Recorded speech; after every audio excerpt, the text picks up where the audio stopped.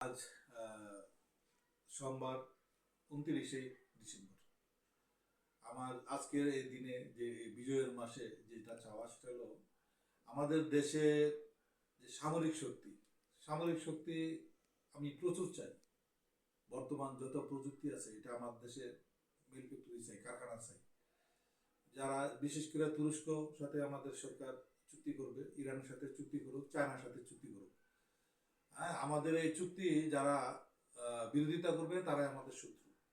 আমি পরিষ্কার করে বলে দিতে চাই দেশকে। স্বাধীন পরবর্তীতে আমরা মুক্তিযুদ্ধ করে দেশ স্বাধীন করছি, কিন্তু স্বাধীনতার কোনো ছোঁয়া নাই রাষ্ট্রে। স্বাধীনতার ছোঁয়া মানে কি পতাকা? না। স্বাধীনতার ছোঁয়া মানে আত্মসম্মান। স্বাধীনতার মানে সম্মান, জাতির সম্মান। যেখানে জাতির সম্মান নাই, পৃথিবীতে আমরা কোথাও দাঁড়াতে পারি না মাথা উঁচু করে। তার কারণ হলো আমাদের দেশাত্মবোধক প্রেম নাই আমাদের রাষ্ট্রপ্রধানদের। ধন্যবাদ সবাইকে।